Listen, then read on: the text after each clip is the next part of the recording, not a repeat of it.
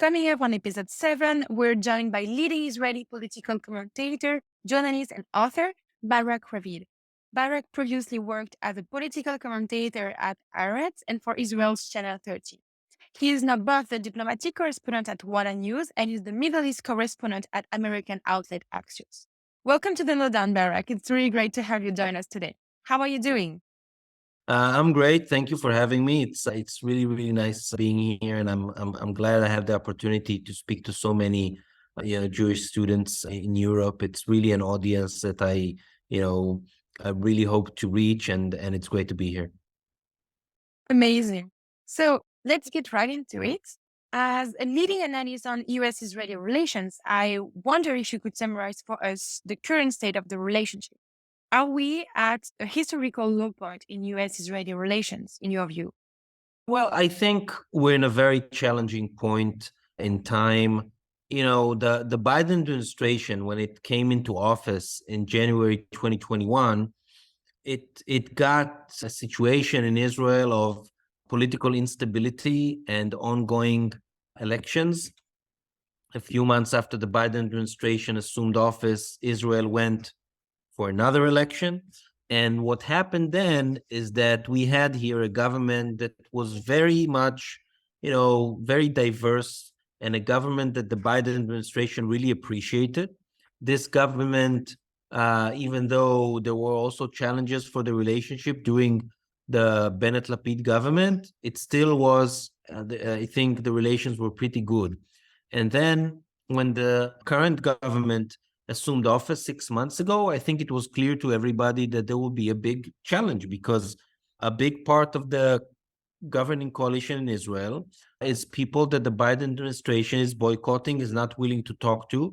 And I think that since then, we just saw how hard it is to maintain a normal relationship when the Biden administration is not speaking to the Israeli Minister of Finance, when the Biden administration isn't speaking to the Minister of Internal Security, and so on and so forth. And I think that the judicial reform that was, or the judicial reform plan that was laid down by the Israeli government, and the protest in Israel against this plan also created a lot of tensions in the relationship. And I think that today we see a quite extraordinary situation where the Prime Minister of Israel, 6 months after he was sworn in, still did not get an invitation to the White House. This might be just it's a symbolic thing, but it's also an important thing, because what it projects to the region and to the world is that there's a growing rift between the US and Israel. And countries in the region, especially countries that are hostile to Israel, are looking at this and say to themselves, the Israelis are weak now because the prime minister is not being invited to Washington. And I think it's a very, very serious situation, very dangerous situation. Unfortunately, it doesn't seem that this is going to be solved anytime soon. I think that the current policy by the government is basically the complete opposite of what the Biden administration would have wanted to see happening, both with the resuming of the judicial reform, both with the government policy on expanding the settlements, both on the escalation in the West Bank. And I think that on almost everything, there are very, very big and growing differences. So I think it's going to be a very, very challenging time. Thank you very much for your clear answer. And as you said, the plans for a judicial overhaul have clearly been one major sticking point in bilateral relations, as Vice President Kamala Harris herself alluded to in a diplomatic speak only recently.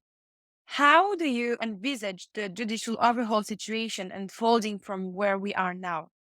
It's a great question, because I think that what we saw in the last week or so is something that a lot of people didn't think would happen. A lot of people thought that Netanyahu basically decided to kill the judicial overhaul and to move on to more constructive things. And the fact that he went back to this and he didn't implement his commitments to the president to President Herzog and to the leaders of the opposition, while they were not surprising, they were still, I think, something that a lot of people hoped that this is not the direction that things will go. I think that if Netanyahu wants to really go back to this legislation, the demonstrations and the protests will grow. We will see not similar because every time things change, but we will see, I think, a lot of phenomena that we saw in the last round of the protest, meaning the economy will be influenced negatively. There'll be more tensions in the streets. The stock market will go down. There will be negative influence on the IDF, but we will see on top of that even more things. So I think that the if the judicial overhaul would really move forward, the protest will grow significantly. Thank you for clarifying this judicial overhaul situation and giving us your perspective on it. So we're also here to discuss your book, Trump's Peace, the Abraham Accord, and the Reshaping of the Middle East. Can you tell us about the book and what was the inspiration for it? Well, I remember coming back from Morocco in December 2020, right after the agreement between Israel and Morocco on reestablishing diplomatic relations. And a friend of mine told me, why don't you write a book about this whole thing? And I told her, do people really still read books? I don't know. And then I said, who cares if they read it or they don't read it? I still want to write it because I want to be the first person to write the most detailed account of how those agreements happen, because I think it is really the biggest breakthrough in Middle East peace process in 25 years. So I decided to do it. And in December 2021, the Hebrew edition was published. And last month, the English edition was published. The English edition, because of the time that has passed, has another chapter, a very big chapter that deals with the first 2 years of the Biden administration and how it tried to build on the Abraham Accords and strengthen them and widen them.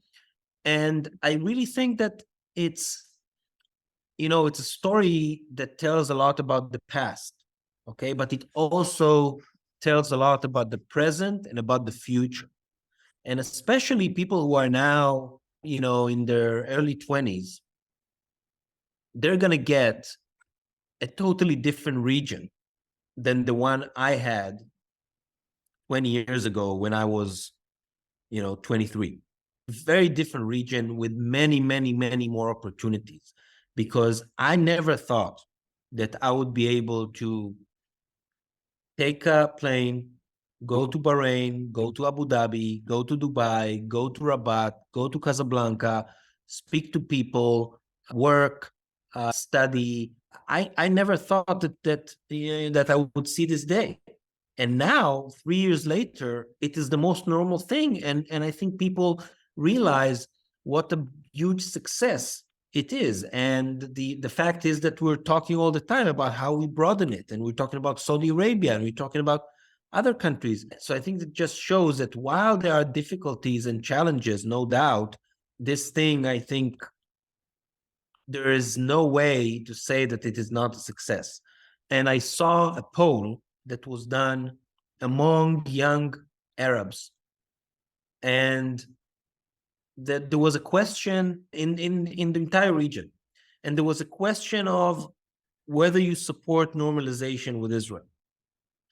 And while young Arabs in many, many countries in the region said no, in the countries where we had those agreements, in Morocco, in the UAE, in Bahrain, there was a big number of people who said, yes, we support it. Yes, we think it's good.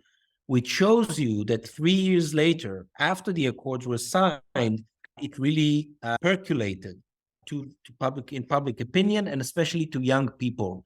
And that's, I think, the most important thing in my mind. And the book also tells a lot about how the Abraham Accords happened, not only in the last 3 months when they were negotiated, but also everything that happened in the 25 years before, in these secret relationships that were built bit by bit, stone by stone, step by step, in order to get to where we are today. Things that started in the early 90s and matured only in 2020. Things that started when Yitzhak Rabin was the prime minister in Israel and continued with Barak and Ehud Olmert and Benjamin Netanyahu and Ariel Sharon and others. And each prime minister here put his touch on it, and each US president and each leader in the region. And I think that what is really, interesting in the book is that you can really, if you're interested in the region and what happened and what is going to happen, I think you'll be able to find a lot of food for thought in the book. I'm also very curious to know whether there were any surprising discoveries or revelations that you came across during the process of writing your book. Well, I met Donald Trump when I was writing the book. That's a hell of a surprise, believe me. We met once, we spoke again on the phone. He's a character, no doubt. This was, and the biggest, for me, the biggest surprise was to hear him speaking about Netanyahu. If someone would have told me before our meeting that he's gonna use the F word on Netanyahu, and that he's going to say that Netanyahu disappointed him, and that he's going to air all of his frustrations of Netanyahu in our interview, I would tell him that he's crazy. But that's exactly what happened. And for me, it was really a big revelation. And especially, it is even more interesting today when Donald Trump is going to run again for president of the United States. And you know what? Maybe he would even win. And then it will be very interesting to see how his relationship with Benjamin Netanyahu, if Netanyahu will still be the prime minister, how this will look like. So I think that's the number one issue that for me was a big surprise. The second thing that surprised me is how at the most crucial points of working on the Abraham Accords, Netanyahu, until the last moment, wasn't sure that he was doing the right thing, if it was the right decision. And even after the Abraham Accords were signed in September 2020, he was sitting with his advisors 2 weeks after the accords were signed, and he said, you know what? Maybe I made a mistake. Maybe I should have not given up on annexing the West Bank, and I should have done it anyway, and then normalization would happen 2 years from now. So I think it just showed me how much we didn't know in real time about what he was really thinking. And one anecdote, which is, again, it's not an anecdote, I think it's a major story in the book, that a day before the Abraham Accords were announced, they were announced in August 13th, after a phone call between Trump, Netanyahu, and Sheikh Mohammed bin Zayed, the president of the UAE. And less than 24 hours before, Netanyahu sent his ambassador to the US to the White House to tell President Trump's advisors that the prime minister decided to back off, that he doesn't want to do it because of domestic Israeli politics and the possibility that maybe there will be an early election. And the Trump administration and the president's advisors went crazy and just told Netanyahu that he has no choice, that it's too late, that he passed the point of no return. And that's what happened. And he had no other choice but to go with it, which is, again, something that in real time nobody knew, because everybody thought that Netanyahu thought it was the biggest thing ever. So for me, this was also something that was very, very interesting that I learned while, working on the book. Thank you for sharing this fascinating information with us. Now, as you previously mentioned, the $1 million question is if the Saudis will join the Abraham Accords. And in recent weeks, there has been some coverage and murmurs on this issue. For instance, with discussions on Arab Israelis being able to travel to the Hajj on a direct flight from Israel. How far of an agreement are we? And do you believe Netanyahu will get this legacy that he so openly wants? Look, I think we have a window of opportunity by the end of the year or the first quarter of next year, before the US presidential elections takes over the agenda. Saudi Arabia wants to do it, Israel wants to do it, the US wants to do it, but it still needs a lot of work, and it will demand each of the parties to make concessions and compromise on many things, and nobody will get everything it wants, like in every negotiations. But I think that looking back at the agreements with Bahrain, Morocco, and the UAE, I think that both Israel and the US and Saudi Arabia can look at those agreements and say that 3 years later it was worth it. So I think that the Saudis already have a precedent that they can look at and say, well, you know what, it's a good idea. But obviously, there are a lot of moving parts. One of the main questions is what is going to be the Palestinian component in this agreement. There will be a Palestinian component. Nobody knows what it's going to be. That's something that people will have to work on. So I think that's a very interesting thing. Another thing is the issue of, possible civilian nuclear program in Saudi Arabia, which is something that can be a matter of big concern for Israel. And, I think people are trying to see whether they can find creative solutions to this. And, many other issues have to do with, US-Saudi relations, especially how Mohammed bin Salman, the crown prince, can be accepted again in Washington as a legitimate interlocutor after the murder of Jamal Khashoggi, the Washington Post columnist. So I think, again, there are very difficult issues. There will have to be a lot of creativity there. But I think that the big picture is that there's a window, there's an opportunity, and it's possible to get it if we do it right. Also talking about nuclear program, after months of relative quiet on the Iranian nuclear question, we are now seeing that a sort of revived JCPOA, or the Iran nuclear deal, may be becoming a possibility again.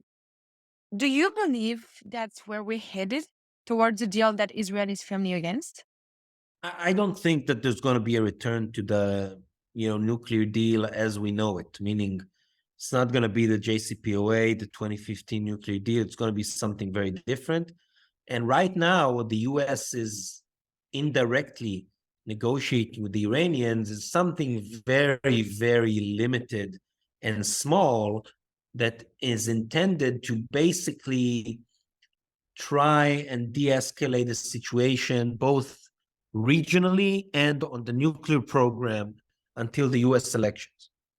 And the US is trying to see what the Iranians are willing to do, for example, in order not to move further than 60% enrichment, and what the Iranians are willing to do to stop their aggression in the region, and what the Iranians are willing to do to stop their assistance to Russia in the war in Ukraine.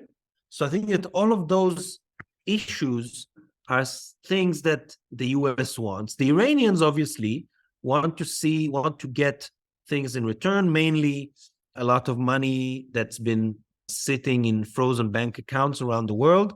I think the interesting thing here, and something that people might not know, is that it's not that the Iranians will just get a check of $10 billion. The money that they'll get is money that they'll be able to use for very specific things, mostly, humanitarian things, or on things like, paying for the Iranians who go to Saudi Arabia for Hajj, or buying food or buying medicine, those kind of things. It's not like that they're gonna get suitcases full of money.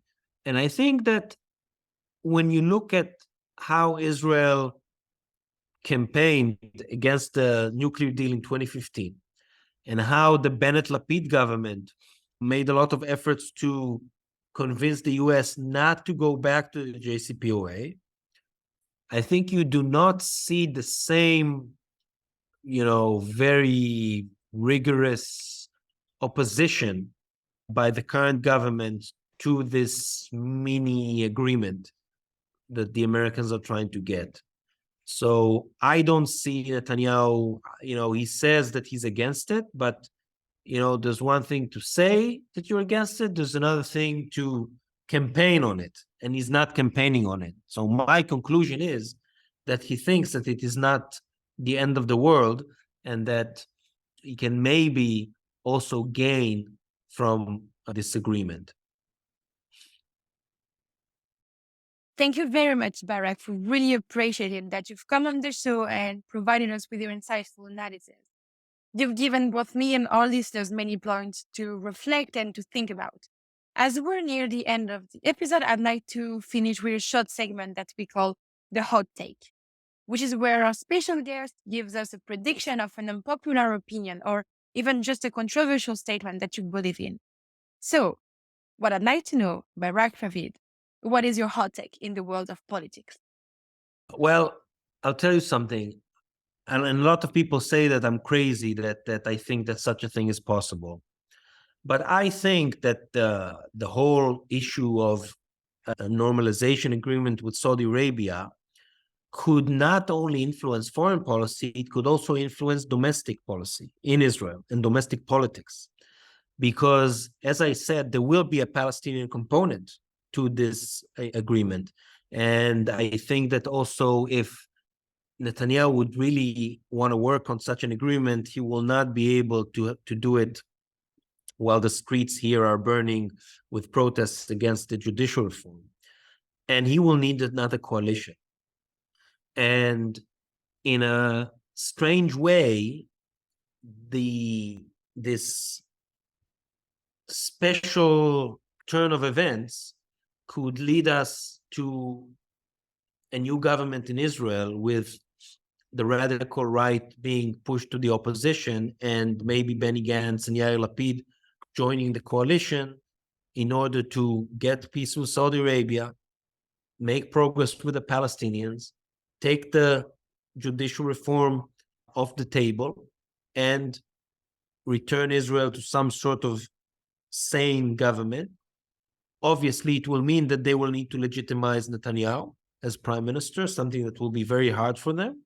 But I think that this is something that I don't give it 100%. I give it something between 10 and 20%, but I think it is a scenario that we should be aware of.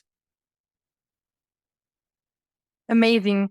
Thank you very much, Barak. It was amazing having you on. Thank you very much for your time. Thank you for having me. It was really fun. And I hope that this conversation was interesting enough for you, and will encourage you to go online, go on Amazon.com or .fr or any Amazon marketplace and order my book, Trump's Peace, the Abraham Accords and the Reshaping of the Middle East. And I have just one request, that if you thought it was interesting, and if you do order the book, and if you do read it, please, once you're done, send me an email or a WhatsApp or a DM on Twitter and tell me what you thought. Thank you very much. Thank you. And thank you for tuning in. That was The Lowdown, brought to you by the European Union of Jewish Students. Why not get in touch and drop us a message? You can find us on our social media, on Instagram, on Facebook, and on Twitter. Be sure to subscribe to The Lowdown on Spotify, Apple Podcasts, and Google Podcasts. We look forward to welcoming you back next month.